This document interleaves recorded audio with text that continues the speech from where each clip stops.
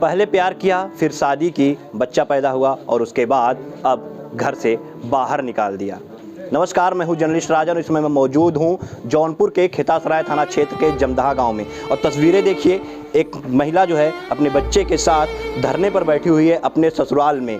देखिए गांव के लोग भी यहाँ मौजूद हैं, तख्ती हाथ में ली हुई है, उस पर साफ साफ लिखा हुआ है मुझे न्याय चाहिए, मेरी बेटी को भी हक चाहिए। मासूम बच्ची को लेकर के ये माँ जो है गुहार लगा रही है। ससुराल में अंदर घुसने नहीं दिया जा रहा है, अंदर से दरवाज़ा बंद है और गांव के लोग यहाँ पे मौजूद हैं। लोग चाह रहे हैं कि इसे हक मिले, अंदर जाने दिया जाए, लेकिन पत्थर दिल जो हैं वो पसीज नहीं रहे हैं और महिला न्याय के लिए बाहर धरने पर बैठी हुई है। हम इनसे बात करेंगे। जी, क्या नाम है आपका?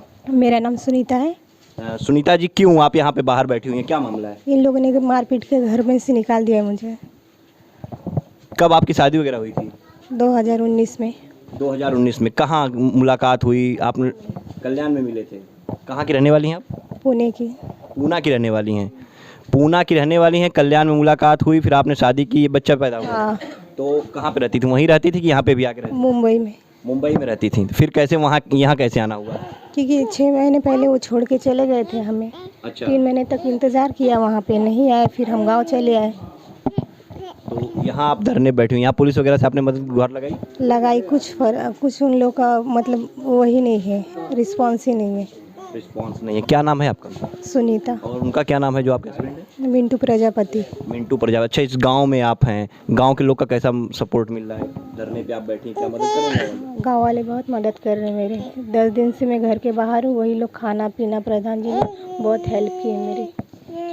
यहाँ तक कि मेरे पास आने जाने का भाड़ा भी नहीं था, उन लोगों ने दिया मुझे। जी बिल्कुल, देखिए साफ तौर पे ये कह रही हैं कि गांव वाले मदद कर रहे हैं, लेकिन ये जो ससुराल के लोग हैं इनका दिल नहीं पसीज रहा। अच्छा, बताया जा रहा है कि पुलिस के सामने भी आपको जो है घर से बाहर निकाल दिया गया था, क्या मामला था?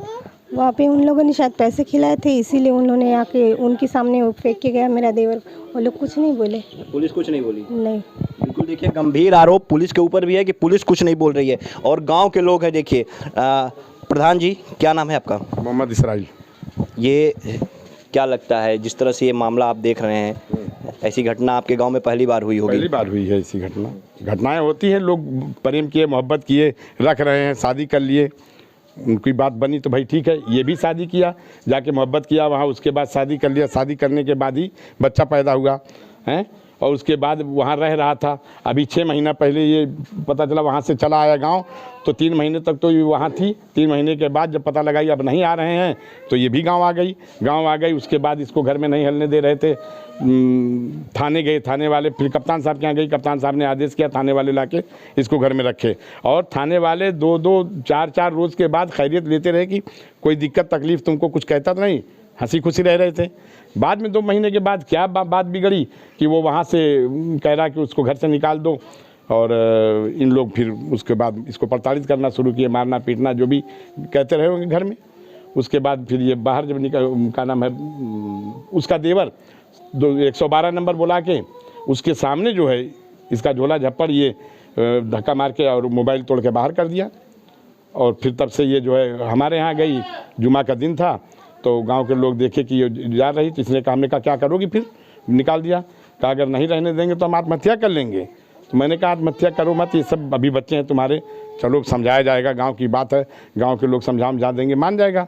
लेकिन मान नहीं, बल्कि और ज़्यादा से ज़्यादा जो है इसको प्रताड़ित करने की कोशिश आज तक घर में हलने नहीं दिया। जैसे देखा जाए मुझे लगता है कि इस गांव में मुस्लिमों की आबादी ज़्यादा है, टोटल मुस्लिम की आबादी अगल बगल, ये बीच में एक ये है, एक बगल में ये वो है कानू भूजा है, ये भूजा है। तो अब मजबूरी ये है कि कुछ कहते नहीं। आज की सरकार का तो यही मामला है कि करिए कुछ, होता है कुछ। आज नहीं तो ये गांव के लड़के अभी सब दरवाज़ा खोल के और इसको बैठा देते और देखते कि इसके साथ अगर कुछ अन्याय होता है तो फिर मारते पीटते, ये बात नहीं कि छोड़ देते। लेकिन मैं जहाँ तक किया कि इन सबों को बच्चों को समझा बुझा कंट्रोल में रखा कि कोई बात इस तरह की ना पैदा हो। है शासन प्रशासन देखेगा, उसके साथ न्याय करेगा। जी बिल्कुल, देखिए न्याय के इंतज़ार में ही रह गए हम लोग। गांव के लोग चाहते हैं कि इस महिला को हक मिल जाए।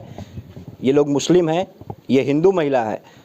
सवाल ये उठता है कि अगर ये ताला तोड़ते हैं तो कल को इल्ज़ाम लगेगा कि एक परिवार जो हिंदू का था उसको जो है मुसलमान लोग रहने नहीं दिए, ताला तोड़ के जबरन घर में घुस गए।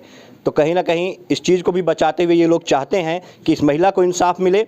जुमे के दिन प्रधान जी से महिला मिली, प्रधान जी महिला का पूरा सपोर्ट कर रहे हैं और ये नवरात्र का पावन महीना चल रहा है और ऐसे में ये परिवार जो है एक महिला जिसे नवरात्र में देवी का रूप कहा जाता है, उस महिला को जो है घर से धक्के मारकर बाहर निकाले और ये बेबस महिला जो है इंसाफ की गुहार लगा रही है। फिलहाल देखना ये है कि कब प्रशासन के कान पे जू रेंगती है और प्रशासन इस महिला को इंसाफ दिलाती है।